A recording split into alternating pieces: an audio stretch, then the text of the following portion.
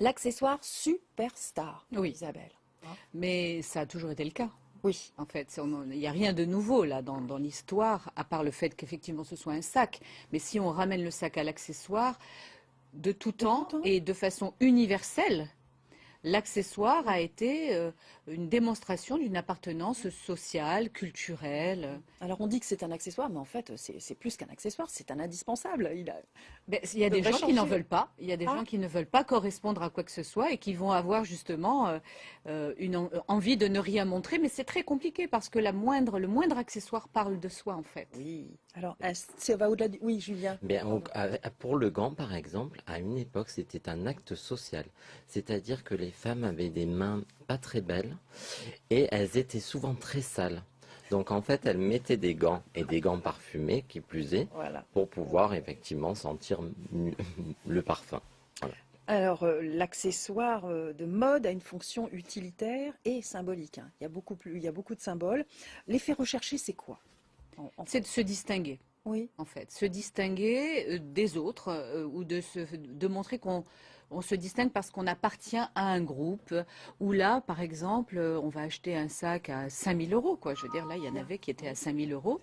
Bien, si j'achète un sac à 5 000 €, ça veut dire que j'ai suffisamment d'argent pour l'acheter et donc je fais partie d'une certaine élite et je veux démontrer ça. Mais ça peut aussi vouloir démontrer que je suis au fait de la mode parce que on peut voir des petites jeunes filles qui ont des sacs de marque sortir de certains lycées, par exemple. Vrai, ouais. Donc ça veut dire quoi? Ça veut dire j'appartiens à une caste où je suis très élégante. On voit différents accessoires, hein, parce qu'il n'y a pas que le sac à main, il y a le chapeau, il y a... Les chaussures. Oui. Les chaussures, c'est... Oui. Il suffirait d'avoir une simple robe et des accessoires extrêmement chics, tu seras d'accord avec Tout moi, à fait, Julien, oui. pour justement donner le ton.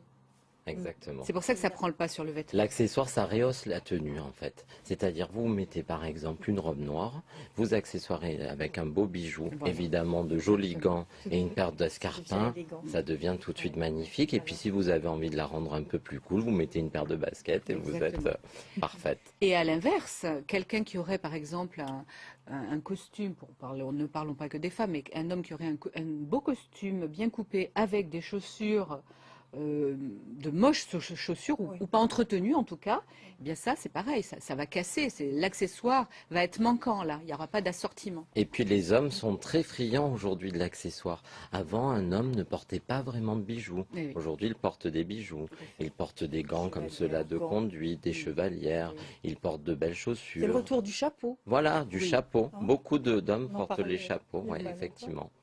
C'est un recommencement de toute façon, Voilà. hein, c'est toujours un recommencement.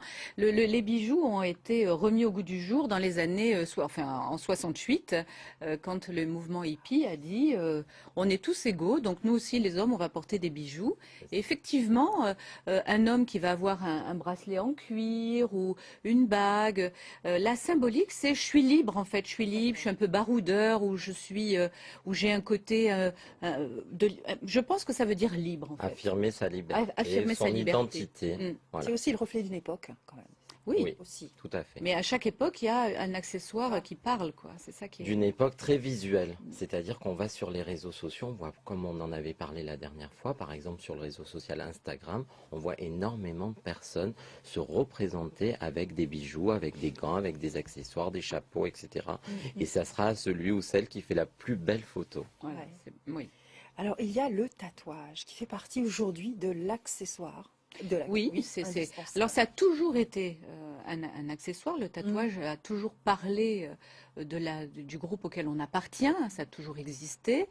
Il y a aussi en psychanalyse une théorie qui s'appelle la théorie du moi-peau, qui va dire que par exemple les enfants qui n'auront pas été assez investis dans le toucher, etc., vont peut-être, hein, évidemment ce n'est pas systématique et ce n'est pas l'explication de tous les gens qui se tatouent, mais qui vont peut-être avoir besoin d'avoir une autre peau par-dessus leur peau rose, c'est-à-dire un tatouage qui va les protéger, qui va les nourrir, qui va leur donner une identité. Et aujourd'hui, effectivement, maintenant, ça devient presque un bijou. C'est-à-dire que là, on n'a pas besoin de rattraper quoi que ce soit. On a suffisamment fabriqué d'ocytocine enfant, mais on va avoir besoin de se tatouer quelque chose parce que c'est dans l'air du temps. Donc, c'est toujours une question d'évolution, en fait. Très bien. Nous retrouvons maintenant Marc Brucker sous le chapitre